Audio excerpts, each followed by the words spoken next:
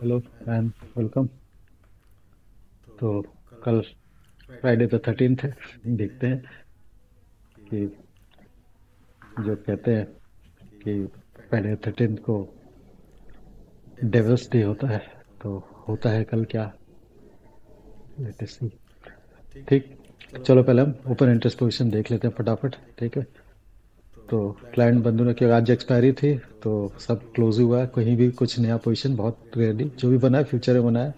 बाकी कॉल्स मतलब कि ऑप्शंस में कुछ ज़्यादा हुई नहीं है, मतलब सब स्क्वायर ऑफ हुआ है। ठीक है, तो इन्होंने क्या किया, आज हमारे रिटेल बंधुओं ने आज थोड़ी कॉल की बाइंग करके गए, थोड़ा थोड़ा बुलिश पोजीशन क्रिएट करके गए हैं, करीबन 11,000 क्वांटिटी। ठीक, और बाकी सब स्क्वायर ऑफ हुआ है, तो हम यहाँ देख लेते हैं होल्डिंग में क्या पोजीशन है। ठीक है, तो कॉल साइड में देखोगे तो ये पूरा पूरा बुलिश पोजीशन से क्लियर चेंज होकर के अब ये थोड़ी सी इनके पास बेरिश पोजीशन आ गई, मतलब कॉल की सेलिंग यहाँ पे इनके पास होल्डिंग में आ गई है। 77,000 के आसपास कॉल की सेलिंग आ गई है, पूरा पूरा उन्होंने स्क्वायर ऑफ कर दिया अपनी कॉल की बाइंग जो पड़ी थी इनके पास। पुट में देखोगे तो इन्होंने क्या किया है, पुट में उनके पास केवल 63,000 के आसपास की पुट की सेलिंग पड़ी हुई थी। अब ये बढ़ करके 6,63,000 की हो गई है। ठीक है, तो आज पुट की बाइंग उन्होंने ज़्यादा क्वांटिटी में क्लोज कर दी है एज कम्पेयर टू पुट की सेलिंग। पुट की बाइंग उन्होंने अच्छी खासी ज़्यादा क्वांटिटी में क्लोज की है। ठीक है, करीबन 6 लाख क्वांटिटी ज़्यादा। सिमिलरली पुट के कॉल की सेलिंग भी उन्होंने अच्छी खासी क्लोज किया है, लेकिन यहाँ पे उन्होंने करीबन 6 लाख क्वांटिटी जो है ज़्यादा उन्होंने कॉल की सेलिंग में भी क्लोज की है।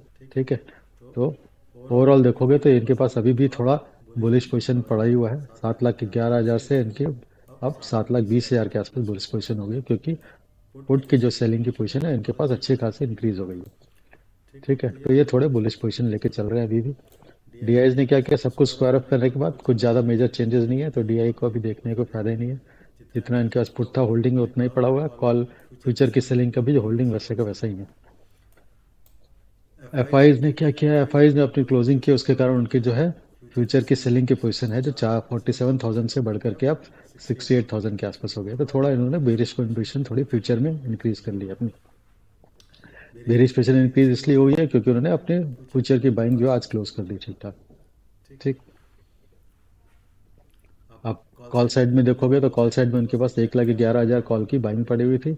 ये थोड़ी 4,000 क्वांटिटी बढ़ गई है, क्या 1,15,000 हो गई है। ठीक है, तो हल्का सा यहाँ पे कोई मेजर उन्होंने कोई चेंजेस उनके होल्डिंग में बनी आई है। ठीक है, तो और पीई में देखोगे तो पीई में भी इनकी जो है करीबन जो पीई की जो बाइंग इनके पास 3,38,000 की पड़ी थी, ये बढ़ करके 3,86,000 के आसपास हो गई है। ठीक है, तो 47,000 के आसपास बढ़ गई है। तो बेरिश पोजीशन इनकी जो है 2,75,000 से बढ़ करके 3,40,000 के आसपास हो गई है।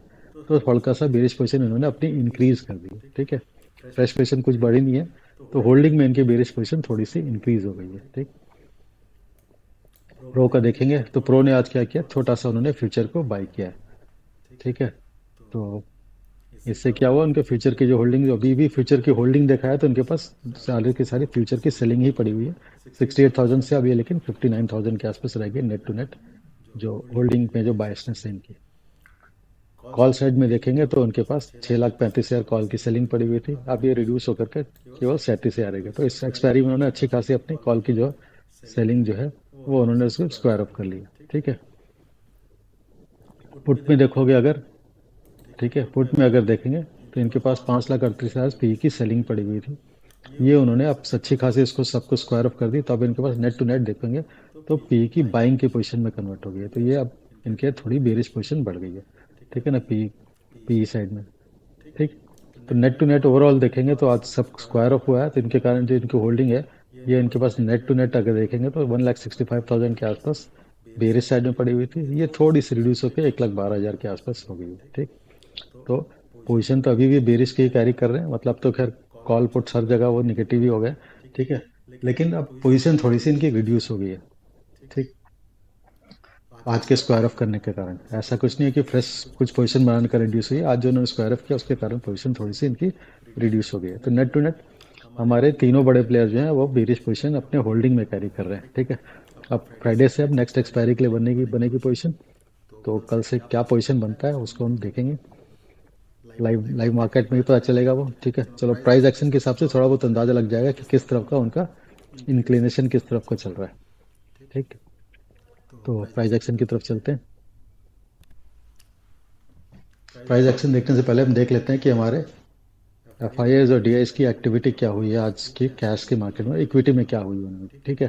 तो आज हमारे एफ आई एज ने करीबन 35,000 करोड़ 3,500 करोड़ के आसपास की एफ आई एज ने सेलिंग की है।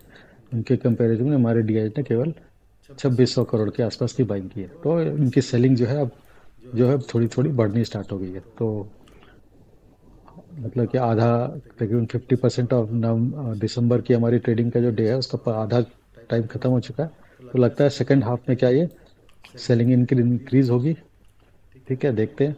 फिर दिसंबर के फिर क्रिसमस हॉलीडे में अगर चले जाएंगे तो एफ की एक्टिविटी थोड़ी रिड्यूस हो जाती है, ठीक है, क्योंकि उनका क्रिसमस की छुट्टियों का टाइम होता है, ठीक है। तो चलो देखते हैं कि लास्ट एक वीक के आसपास शायद इनकी एग्रेसिव ट्रेडिंग का टाइम रहेगा, ठीक है। इंडिया में तो फिर भी इनके जितने भी होंगे एम्प्लॉयज़ वो तो वर्क करेंगे, लेकिन ग्लोबली इनकी जो है पोजीशन जो है काफ़ी हद तक ट्रेडिंग एक्टिविटी थोड़ी रिड्यूस हो जाती है छुट्टियों के कारण, क्रिसमस हॉलीडेज़ वहाँ पे यूरोप और यूएसए वगैरह में तो करीबन 15 to 20 डेज की छुट्टी हो जाती है, ठीक है। तो चलो प्राइस एक्शन भी देखते हैं अब क्या है।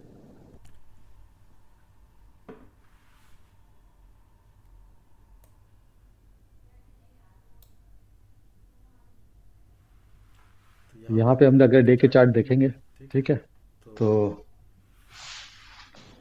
निफ्टी का अगर देखते हैं डे का कैंडल, ठीक है, तो पिछले पिछले कैंडल से कंपैरिजन में लोअर का आपकी जो है डे बेरिश कैंडल फॉर्म हो गया यहाँ पे। अगर हम लास्ट कैंडल से इसको कंपेयर करें तो लोअर लो, ठीक है, और क्लोजिंग जो है पिछले कैंडल के लो के नीचे हो चुकी है, ठीक है ना। जिस तरह से ये कैंडल था यहाँ पे उस तरह से हमारी हो चुकी है। तो कल हो सकता है थोड़ा हम अगर हम इस जोन को क्रॉस करें, ठीक है ना, ये जो हमारा यहाँ पे अच्छा खासा सपोर्ट का जोन है, यहाँ पे हमने 2-3 बार यहाँ पे सपोर्ट लिया हुआ है, ठीक है। तो इस जोन को ये थोड़ा क्रिटिकल जोन भी है, तो इसको जोन को क्रॉस करें तो हमारे लिए अब हो सकता है 500 के लेवल के नीचे अगर ट्रेड करना स्टार्ट करेंगे तो फिर हम 440 से लेकर 380 के लेवल तक हम एक बार चांस है कि हम वहाँ तक रीच करें, ठीक है। और बैंक निफ्टी में अगर देखेंगे सिमिलर डे का कैंडल, तो इसमें देखोगे तो सेलिंग का भी एक अच्छा खासा बड़ा है। तो बैंक निफ्टी में थोड़ी अच्छी सेलिंग आई है, ठीक है। और पूरा पूरा ये पिन बार कैंडल है, ठीक है। आप ऊपर का विक जो काफ़ी डोमिनेंट सेलिंग टाइप का जो विक बना हुआ है, ठीक है ना, सेलिंग जो है काफ़ी एग्रेसिव रही है यहाँ पे, ठीक है। अच्छा खासा बड़ा सेलिंग का विक है, ठीक है। लेकिन अभी भी ये अपने रेंज के नीचे के बॉटम के आसपास, जैसे निफ्टी में देखोगे तो निफ्टी अपने जो है सपोर्ट के रेंज के आसपास पहुंच चुका है। लेकिन बैंक निफ्टी अभी भी इस ये जो बड़ा वाला कैंडल जो हमारे लिए सबसे इंपॉर्टेंट कैंडल है, इस कैंडल का रेंज अभी तक इसने क्रॉस नहीं किया है, ठीक है। और ये वाला कैंडल जो हमें बना था, हमारा जो बना था, ठीक है, ये बना था हमारा लास्ट फ्राइडे को, ठीक। तो लास्ट फ्राइडे का जो आज पूरा वीक जो है तो लास्ट फ्राइडे के कैंडल के रेंज के अंदर हुई है, ठीक है। तो क्या ऐसा होगा कल कि कल भी एक ऐसा बड़ा कैंडल बनेगा जिसके अंदर ही पूरे पूरे वीक की ट्रेडिंग उसके अंदर सिमट के रह जाएगी। देखो इसमें इन्होंने कितना बढ़िया फायदा किया, यहाँ से इसके ऊपर कॉल सेल कर दिया, इसके ऊपर पी सेल कर दिया, और हफ्ते भर में जितना भी उनका डिके हुआ दोनों साइड डिके हो गया होगा, उसका पूरा पूरा उन्होंने प्रॉफिट बुक कर लिया उसको, ठीक है। तो लेटेस्ट सी अब हम 75 मिनट्स को भी चेक कर लेते हैं। तो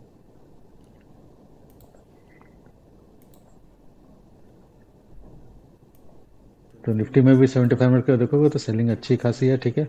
आज के जो है पहला कैंडल से ही हमारी जो एक अपसाइड की तरफ जाने के बाद उसके बाद से हम लग कंटिन्यूसली नीचे की तरफ हमारी पांच के पांचों कैंडल जो है डाउन साइड की तरफ ही बने हैं। और यहाँ पे लोअर लो का फॉर्मेशन चल रहा है, ठीक है ना। क्लोजिंग जो है पिछले कैंडल के लो के नीचे आ गई है, ठीक है। अभी तक इस कैंडल में आई थी, फिर इस कैंडल में क्लोजिंग के लिए थोड़ा सा साइडवेज की तरह हो गई थी, फिर ये फिर से हमारी जो कैंडल है पिछले कैंडल के लो के नीचे क्लोज आ गई है। तो आवरली कैंडल भी हमारा बेरिश है, डेली कैंडल भी बेरिश है, ठीक है। बैंक निफ्टी में देखोगे तो पहला कैंडल तो अच्छा खासा स्ट्रांग था, अच्छा खासा गैप डाउन से ओपन होने के बाद अच्छा खासा अपसाइड गया, ठीक है। उसके बाद फिर लेकिन इसका आज का जो हाई है क्लोज नहीं कर पाया और हम इस कैंडल के रेंज के अंदर ही फंसे के रह गए, ठीक है ना। इस कैंडल के लो के नीचे जो है आज मतलब आज की जो ओपनिंग जहाँ पे हुई थी वही हमारा लोएस्ट पॉइंट था, उससे थोड़ा सा नीचे गया, लेकिन क्लोजिंग होते होते फिर हम इसको रिकवर कर दिए मार्केट।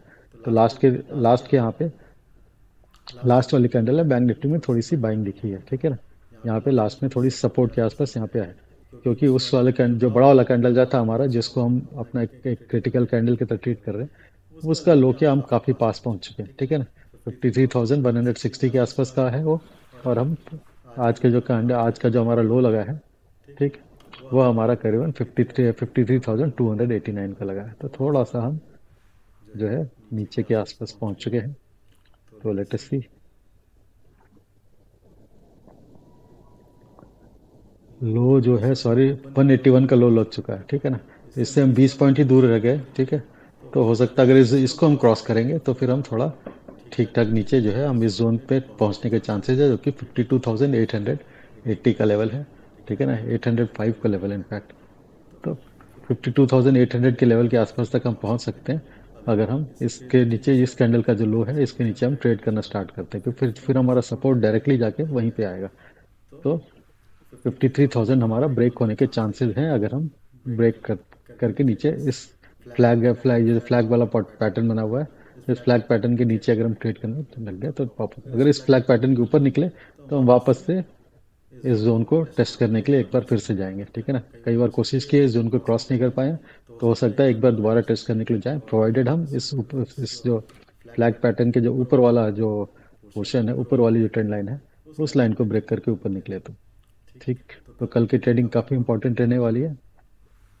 इससे हमें आने वाले वीक का एक डायरेक्शन का क्लियर कट अंदाजा हो जाएगा, ठीक है। तो और निफ्टी में भी हमारा उसी जोन में है, वो उसको क्रॉस करने के बाद ही पता चलेगा, ठीक है। तो अब देखते हैं, इस जोन को अगर क्रॉस कर गया तब तो फिर एक क्लियर कट इंडिकेशन मिल जाएगा कि हमारा आने वाला टाइम जो है थोड़ा बेरिश की तरफ रहेगा, ठीक है। क्योंकि भी कंसोलिडेशन वाले जोन का भी पूरा पूरा अच्छे से ब्रेकआउट आया नहीं है ऊपर से नीचे तक। इसमें भी अगर इस कैंडल को हम इंपॉर्टेंट ले, जैसे हम बैंक निफ्टी में ले रहे हैं, अगर हम इस बड़े वाले कैंडल को ले तो इसका जो लो है अभी तक ब्रेक नहीं हुआ। इसका लो जो है हमारा ये यहाँ पे आ रहा है, ठीक है।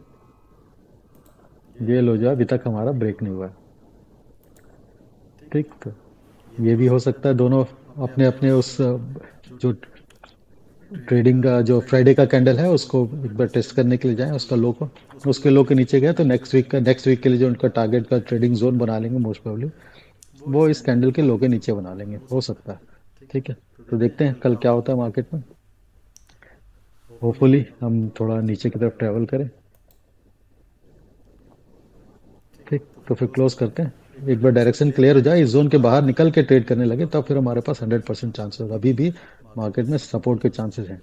तो जब तक इस जोन को क्रॉस नहीं करता, हमारे सपोर्ट के जोन को या फिर रेजिस्टेंस के जोन, रेड वाला जोन या ग्रीन वाला, किसी भी एक जोन को डिसाइसिवली पर क्रॉस करने पे हमारे पास क्लियर कट इंडिकेशन हो जाएगा कि मार्केट में अब डायरेक्शन किस तरफ का रहने वाला है, ठीक। चलो फिर क्लोज करते हैं।